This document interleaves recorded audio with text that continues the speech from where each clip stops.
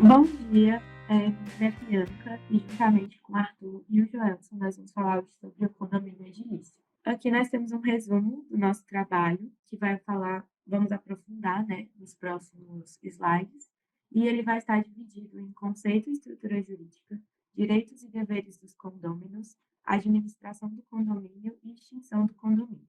Em relação à metodologia, a gente utilizou a metodologia documental de caráter bibliográfico, observando a análise doutrinária do Pablo Stolze, as suas considerações, apontamentos jurisprudenciais e, claro, o Código Civil. Já em relação ao conteúdo mesmo, né, os condomínios edilícios, o conceito, ele refere-se aos imóveis onde coexistem partes comuns e partes exclusivas. São basicamente, como o que está aqui na foto, são os condomínios verticais, que nós tanto vemos pelas cidades, mas eles não são necessariamente só os condomínios residenciais. Em relação ao conceito do condomínio edilício, ele refere-se aos imóveis onde coexistem partes comuns e partes exclusivas. São basicamente, como aqui na foto que a gente está vendo, são os condomínios verticais, que nós tanto vemos pelas cidades, mas não necessariamente precisam ser condomínios residenciais. Podem ser também aqueles utilizados para o comércio, como em lojas ou escritórios. O que realmente vai caracterizar ser um condomínio edilício são a existência de partes comuns e partes exclusivas, que é exatamente o que está aqui no artigo 1331. Pode haver em edificações partes que são propriedade exclusiva e partes que são propriedade comum dos condôminos. O primeiro parágrafo do artigo, ele fala sobre quais seriam essas partes exclusivas, suas características. Seriam, por exemplo, um apartamento, lojas ou escritórios. E o segundo parágrafo fala sobre as partes comuns, a estrutura do prédio, a rede de água, esgoto, os elevadores, as piscinas. No caso, nos condomínios edilícios, cada condômino ele vai ser o dono do seu apartamento, da sua parte exclusiva, e vai ter uma fração ideal ali das partes comuns. É interessante observar também, segundo o que está aqui nesse artigo, as partes exclusivas, elas podem ser alienadas e gravadas livremente por seus proprietários, enquanto as partes comuns, elas não podem ser alienadas e nem divididas, elas são realmente para uso comum dos condôminos. Já em relação à estrutura jurídica do condomínio edilício, ele vai estar ali disposto no Código Civil Brasileiro, no livro 3, título 3, capítulo 7, seção 1 a 3, artigos 1331 a 1358. E é importante destacar como se dá a sua criação e os seus principais atos normativos. Segundo o artigo 1332, institui-se o condomínio edilício por ato entre vivos ou testamento registrado no cartório de registro de imóveis, devendo constar daquele ato, além do disposto em lei especial, a discriminação e individualização das unidades de propriedade exclusiva, extremadas uma das outras e das partes comuns. B. A determinação da fração ideal atribuída a cada unidade, relativamente ao terreno e partes comuns. E C. O fim a que as unidades se destinam. Então, o condomínio edilício, ele é criado a partir do seu registro no cartório de imóveis, de registro de imóveis, e ele deve ter essas especificações que eu acabei de listar. Com a sua criação, surge o principal ato normativo ali do condomínio edilício, que seria a convenção do condomínio, que ela está entre os artigos 1333 e 1334. Essa convenção, ela funciona como uma regra fundamental da vida condominial. Deve estabelecer as sanções a que estarão sujeitos os transgressores das regras condominiais, bem como o procedimento para sua imposição. Então, é importante, dentro dessa convenção, a descrição de regras, de penalidades, tudo aquilo que é essencial, no geral, para o funcionamento do condomínio. Outro ato normativo que é bem importante é o regimento ou regulamento interno. Ele deve vir como um complemento para a convenção do condomínio.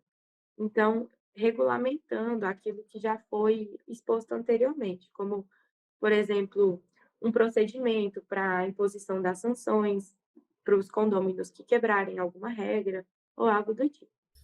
Bom dia, gente. Eu vou falar um pouco aqui sobre os direitos e deveres dos condôminos, né, que são as pessoas que residem ou que trabalham e tudo mais, como foi falado pela Bianca. E é claro que com a regulamentação, né, dos condomínios, é necessário também ser estabelecidos os direitos e deveres, que já são dispositivos legais ali nos artigos 1335 e 1336, né, do condomínio edilício. Então, eu vou falar um pouco aqui sobre os direitos e deveres e depois vou dar uma comentada sobre alguns pontos importantes, né? Então, são direitos do condômino: usar e fruir livremente, dispor das suas unidades, usar das partes comuns, conforme a sua destinação e contato que não exclua a utilização dos demais compossuidores. Então, a gente já vê um caráter de uma cooperação, né, em que eles utilizam os bens comuns de forma cooperativa, né, e votar nas deliberações da Assembleia e delas participar estando quite. Então, o regimento e a própria Assembleia que é feita dentro do condomínio, ela é necessária, né, para manter uma função social condominial. E são deveres do condômino contribuir para as despesas do condomínio na proporção das suas frações ideais, salvo disposição contrária na convenção. Então, isso também é decidido na convenção. E essas despesas devem ser pagas, é um dever. Não realizar obras que comprometam a segurança da edificação, que é uma coisa um pouco óbvia, né? Porque isso pode gerar um mal-estar social dentro do condomínio e dos demais condôminos. Não alterar a forma e a cor da fachada das partes e esquadrias externas, dar às suas partes a mesma destinação que tem a edificação e não as utilizar de maneira prejudicial ao sossego, salubridade e segurança dos possuidores e aos bons costumes. O que a gente pode tirar aqui de importante vai um pouco além do que está no código, né? Então, eu acho que a gente tem que dar uma atenção a respeito das dívidas, né, do próprio condomínio. O que acontece no caso de dívidas do condômino e do próprio condomínio. Embora, no primeiro plano, o condomínio responda pelas suas dívidas de forma independente, essa responsabilidade ela pode recair para os próprios condôminos, como desenrolar os processos. Então, isso é uma questão recente, já que o STJ já admitiu. Então, pode ser que a responsabilidade recaia.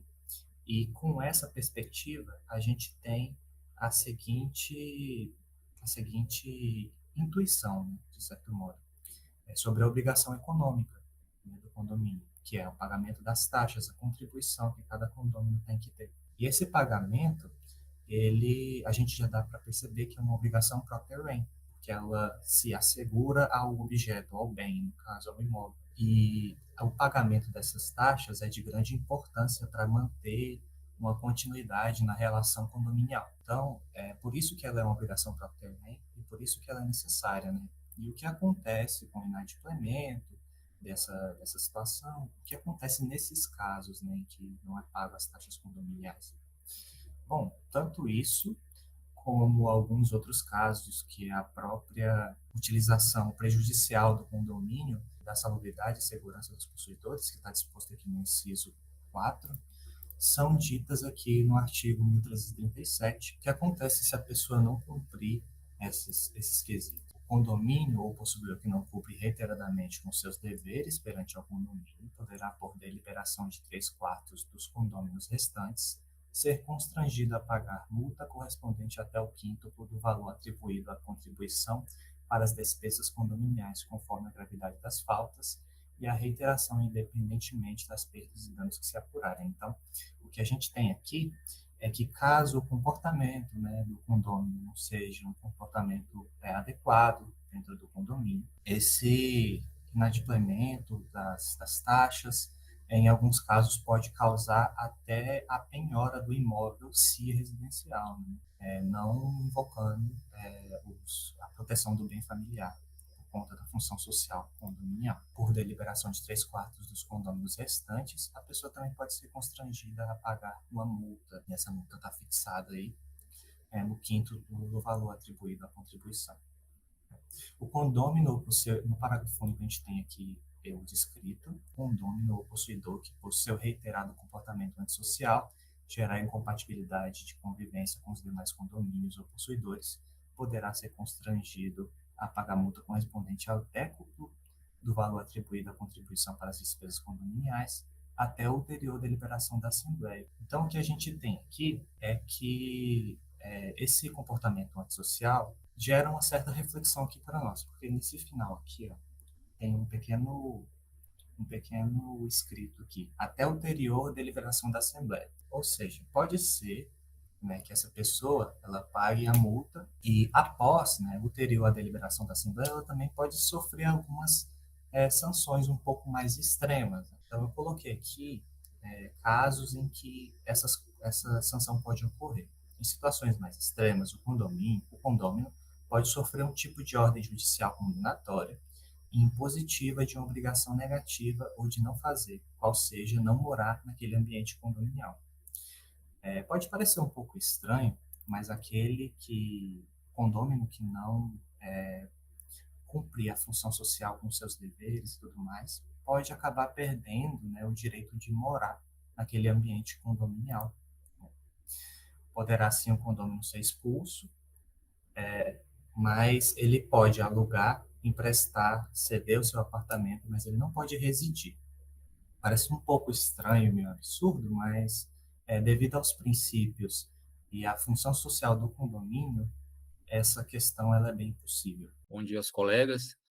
Eu vou falar sobre a administração do condomínio edilício, que está previsto nos artigos 1347 a 1356. A administração do condomínio ela é exercida pelo síndico, que tem um mandato, né, de 2 anos, não pode exceder aos 2 anos. Né? Isso é o que rege, é permitida esse mandato, né, permitida apenas uma reeleição. E isso aí é o que rege o artigo 1347 do Código Civil. Né? A administração do condomínio, né, pelo síndico, ele compõe 3 órgãos: a Assembleia, o síndico e o Conselho Fiscal. Falar sobre o síndico, que rege o artigo 1348 do Código Civil. Compete ao síndico convocar a Assembleia dos Condôminos. Vamos lembrar que também vale destacar que essa Assembleia ela pode ser ordinária ou extraordinária. Né? A ordinária é convocada pelo síndico e a extraordinária pode ser convocada pelo síndico ou pelos próprios condôminos, por 1/4 dos próprios condôminos. Né? O inciso 2º, representar ativa e passivamente o condomínio, praticando em juízo ou fora dele os atos necessários à defesa do interesse comum. Aqui vale destacar, o condomínio ele não é detentor de personalidade jurídica. Ele é representado pelo síndico. Esse síndico ele pode ser uma pessoa física ou uma pessoa jurídica, né, que represente o condomínio. Pode ser uma empresa, né, que administre o condomínio. Mas o próprio condomínio ele não tem personalidade jurídica. Inciso 3º, dá imediato conhecimento à Assembleia da existência de procedimento judicial ou administrativo de interesse do condomínio. 4º, fazer cumprir a convenção, o regimento interno e as determinações da Assembleia. 5º, diligenciar a conservação e a guarda das partes comuns e zelar pela prestação dos serviços que interessem aos possuidores. 6º, elaborar o orçamento da receita, da despesa e da despesa relativa a cada ano. 7º, cobrar dos condôminos as suas contribuições, bem como impor e cobrar as multas devidas. É o que o Arthur acabou de destacar aí sobre a responsabilidade econômica do condomínio, né? E exercida pelo síndico. Por fim, o inciso 9º, realizar o seguro de edificação. Isso é bem importante, né?